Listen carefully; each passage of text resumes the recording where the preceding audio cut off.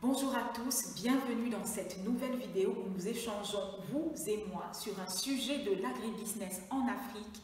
Merci bien sûr à toutes les personnes qui ont liké, partagé, commenté les précédentes vidéos. C'est ensemble, à travers cette intelligence collective, j'en suis convaincue, que nous pourrons contribuer au développement du continent africain pour une plus grande autonomie alimentaire et économique des populations africaines. Et aujourd'hui, nous allons parler justement d'un fruit très consommé sur le continent, qui, c'est vrai, n'est pas originaire à la base du continent africain, mais n'empêche, est un fruit tropical. Je pense que vous l'avez reconnu dans les teasings que nous avons réalisés. Il s'agit de la mangue, et j'ai là une belle mangue que j'ai laissée mûrir pour en faire un, je ne sais pas, peut-être un jus tout à l'heure, ou alors un lassi, on verra. On verra, il y a tellement de façons de consommer la mangue, qui est un fruit délicieux, et justement un fruit originaire à la base d'Asie, plus précisément d'Inde, donc dans la région de l'Inde et du Pakistan, et qui a été introduit en Afrique lors des visites, en fait, des visites exploratoires. Alors certains disent par les Portugais, d'autres disent par les Arabes. Ceci étant, il est clair que le fruit a été introduit à partir d'Asie sur le continent africain et s'est ensuite développé bien sûr sur toutes les zones tropicales. En termes de production, déjà la production mondiale avoisine les 50 millions de tonnes et sur le continent africain, nous avons nombre de pays qui en sont producteurs avec, s'il fallait se fier aux statistiques, j'aurais peut-être une petite surprise pour vous en vous citant les pays. Aujourd'hui, spécialement, je ne vous citerai pas les pays dans leur ordre c'est-à-dire en allant du plus grand producteur au moins grand. Je les citerai simplement comme ça pour vous laisser découvrir qui est le premier producteur de mangue sur le continent africain. Alors, parmi les pays producteurs, on pourra donc citer bien sûr la Côte d'Ivoire, qui en a produit 150 000 tonnes en 2019 à peu près. On a aussi le Sénégal qui en a produit 130 000 tonnes. On a aussi un pays comme le Burkina Faso. Alors le Burkina en a produit 200 000 tonnes en 2018. Donc là nous sommes sur essentiellement des pays d'Afrique de l'Ouest. Et je terminerai avec 4 pays, pour vous laisser le temps de deviner quel est le plus grand producteur de mangue sur notre continent. Alors, nous avons le Mali, le Kenya, le Nigeria et l'Égypte. D'après vous, quel est de ces 4 pays le plus grand producteur de mangue en Afrique? Je ne vais pas tenir le suspense beaucoup plus longtemps que cela. Je dirais déjà qu'au niveau du Kenya, on a une production moyenne qui tourne autour de 450 000 tonnes en 2020, s'il faut se fier aux statistiques de 2020. Au Mali, on a une production de 600 000 tonnes, s'il faut se fier aux statistiques de 2015. Le Nigeria aurait eu une production justement de 900 000 tonnes, donc l'un des plus grands producteurs justement de mangue sur le continent africain et pourtant qui n'est pas connu, on le verra pourquoi tout à l'heure. Et oui, vous l'avez deviné, le premier producteur de mangue sur le continent africain est l'Égypte. L'Égypte avec 2 millions de tonnes. Vous êtes certainement étonnés, j'étais la première étonnée en recoupant les informations, en essayant de contre-vérifier les informations qui m'avaient été fournies. Eh bien oui, l'Égypte est en fait le premier producteur de mangue sur le continent africain. On pourrait aussi citer parmi les top producteurs, la Guinée qui en produit à peu près 100 000 tonnes. Mais voilà, donc essentiellement en Afrique de l'Ouest, la mangue est produite sur cette région, mais le leader africain, pas mondial, plutôt africain, de production de mangue est l'Égypte. Et que faisons-nous avec la mangue justement? Personnellement, j'aime la consommer en dessert, donc en fruit frais. Vous me direz aussi, vous, comment vous aimez consommer la mangue. Alors, on la consomme sucrée, bien sûr, donc nature, donc pelée, en tranches, en purée, en compote, mûre, vraiment mûre comme là pour la mangue que je vais consommer tout à l'heure, ou alors encore verte, et cette fois elle peut être même salée et cuisinée pour accompagner des plats dans différents pays africains, comme au Kenya ou ailleurs.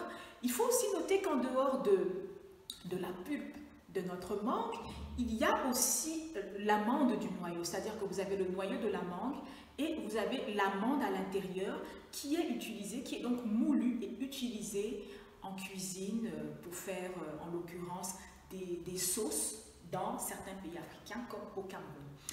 Alors, au niveau de son utilisation, on peut aussi évoquer son utilisation dans l'agroalimentaire, donc toujours au niveau de l'alimentation. La pulpe est donc transformée en purée, en jus. La pulpe est aussi séchée donc pour avoir des tranches de mangue séchées qui sont consommées comme snack, comme apéritif ou comme goûter. Nous avons aussi, toujours dans le domaine de l'agroalimentaire, la peau de la mangue qui est utilisée pour produire de la pectine que l'on utilise pour les confitures et les gelées. Le noyau de la mangue qui est utilisé pour son amidon, pour produire aussi de la farine et de l'huile. Voilà, puisque justement l'amande à l'intérieur du noyau est très riche en corps gras. Et c'est cette amande justement aussi en particulier qu'on utilise dans l'industrie cosmétique pour produire le beurre de mangue qui est véritablement un produit très utilisé pour la peau comme pour les cheveux secs ou dévitalisés. Alors au niveau de l'alimentation, cette fois animale, j'aimerais aussi partager avec vous le fait que la peau et le noyau de la mangue, au lieu d'être jetés, peuvent être utilisés pour l'alimentation des porcs. Voilà, donc des études, des tests ont été réalisés avec beaucoup de succès pour nourrir justement ces animaux, donc les porcs, avec ces déchets en fait issus de la mangue. N'oublions pas aussi en tant qu'Africains que dans la pharmacopée traditionnelle, la mangue est en fait le manguier, donc l'arbre qui nous donne ce délicieux fruit. Les feuilles de mangue sont utilisées en infusion ou en bain vapeur pour traiter différents maux, pour traiter différentes maladies. Et l'écorce de manguier aussi est très utilisée dans la pharmacopée traditionnelle, que ce soit en Afrique mais aussi dans d'autres pays comme en Asie. Parlons justement de la mangue. Qu'en est-il du commerce? Ici, je vais parler essentiellement avec vous de l'export. Alors, l'export justement de la mangue s'effectue à travers de la mangue africaine, en l'occurrence, s'effectue déjà sur le continent africain, donc entre les pays africains, ce qui est une très bonne chose. Et je suis sûre qu'avec la SDCAF, ce commerce intra-africain sera appelé à se développer, mais aussi vers les marchés européens. Donc vers les marchés européens où nous avons, pour parler des pays exportateurs de mangue en Afrique, nous avons bien sûr l'Égypte qui en a exporté à peu près 36 000 tonnes en 2019. Nous avons la Côte d'Ivoire qui est le premier exportateur de mangue en Afrique subsaharienne, avec 20% de sa production, donc à peu près 32 000 tonnes qui ont été exportées en 2019. Nous avons ensuite le Mali qui en a exporté en 2018 à peu près 22 214 tonnes. Le Sénégal qui exporte à peu près 10% de sa production, soit 13 000 tonnes de mangue environ. Le Burkina Faso qui en a exporté 8 500 tonnes en 2018. Et la Guinée qui, sur les 100 000 tonnes qui sont produites, en a exporté à peu près seulement 1000. Vous remarquerez ici que je n'ai pas évoqué certains pays parmi ceux qui faisaient pourtant partie des principaux producteurs de mangue sur notre continent. Vous allez le savoir pourquoi tout de suite. Quand on pense par exemple au niveau de l'Afrique subsaharienne, que notre leader en termes de production, à savoir le Nigeria, produit 900 000 tonnes de mangue. Et sur ces 900 000 tonnes de mangue, 700 000 sont perdues. 700 000 tonnes de mangue perdus parce que ces mangues pourrissent sur les arbres ou par terre. 700 000 tonnes de mangues sur les 900 000 qui sont produites, qui sont perdues. Pourquoi? Parce qu'il y a bien sûr des ravageurs, hein, donc la mouche de fruits qui attaque la mangue et la rend donc ainsi impropre à la consommation et même à l'exportation.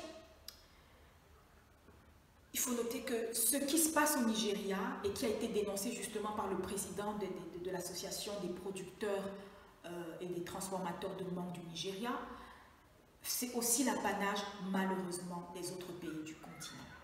À différentes échelles, c'est vrai, mais beaucoup de pays, je suis sûre dans votre pays aussi, que ce soit en RDC ou dans d'autres pays africains, vous avez pu voir dans certains villages où les mangues en fait se retrouvaient à carrément pourrir sur les fruits ou à être mangées par les oiseaux ou les animaux, tout simplement parce qu'il n'y a pas de moyens de transport ou de moyens de récolte ou même de moyens de stockage pour conserver les mangues en attendant de les acheminer vers les lieux de leur commercialisation. Les pertes post-récolte, voilà un grand mal sur notre continent africain, pas seulement pour la mangue, mais pour tellement d'autres cultures que nous pourrions justement, mal auquel nous pourrions remédier en installant des unités de transformation, même si c'est à petite échelle, mais déjà des unités de transformation pour sécher la mangue ou pour transformer ces mangues en purée, en jus, aussitôt qu'elles sont récoltées. Alors vous me direz peut-être, oui, c'est une bonne idée, mais il n'y a pas forcément d'accès à l'électricité dans ces zones rurales ou dans les zones où on retrouve la mangue. Mais cela n'empêche que l'on peut, avec le soleil dont nous bénéficions, mettre en place des unités de transformation qui fonctionnent à l'énergie solaire de manière à sécher immédiatement, par exemple, les mangues qui sont récoltées. Ça peut être une piste de solution et je sais que déjà plusieurs petits projets ont été mis en place dans des localités pour justement transformer immédiatement la mangue avant de la commercialiser. S'il faut parler justement du principal ravageur qui attaque la production de mangue sur notre continent, donc la mouche de fruits, il est vrai que des collaborations ont été mises en place, avec un certain succès, hein, avec les financements de l'Union européenne pour justement protéger les productions de mangue de la mouche de fruits. Mais est-ce qu'il n'y a pas, à travers la filière bio, à travers les cultures bio, une piste de solutions naturelles pour protéger les mangues de ces ravageurs? Est-ce qu'il n'y a pas lieu, entre pays africains, de mettre en place des collaborations même avec la SDECAF que nous avons pour récolter et valoriser les productions de mangue de nos différents pays, les transformer avec une industrie véritablement panafricaine, ce en bénéficiant des meilleures pratiques, des connaissances, de l'expertise développée par d'autres pays qui ont peut-être déjà eu justement la facilité ou qui ont déjà eu des avancées en termes de transformation de leurs fruits. Je parlerai peut-être là de l'Égypte, je parlerai d'autres pays tels que l'Afrique du Sud, le Maroc. Voilà des pays où il y a des industries agroalimentaires assez développées, des industries de transformation de fruits assez développées. Pourquoi ne pas collaborer, pourquoi ne pas échanger? Pour les pays producteurs de mangue déjà, mettre à disposition la production, et pour ces pays africains qui ont déjà développé une industrie agroalimentaire, mettre à disposition justement les connaissances et mettre en quelque sorte en place des joint ventures, d'autres types de collaboration, de coopération sud-sud pour valoriser la mangue et ainsi développer aussi les gains pour les économies africaines autour du mango business. Toujours une piste de solution. Je sais, en tout cas nous le savons tous, hein, qu'il y a de nombreuses valeurs ajoutées, de nombreux moyens de valoriser la mangue, vous l'avez vu avec les différentes utilisations que nous avons. Mais il nous revient, en tant qu'Africains, de réfléchir, d'investir pour développer le business autour de ce fruit de notre continent, pour mieux le commercialiser déjà sur notre continent africain et développer non pas seulement l'exportation du fruit frais, donc de la mangue fraîche, mais aussi l'exportation sur les marchés internationaux des produits transformés à base de mangue.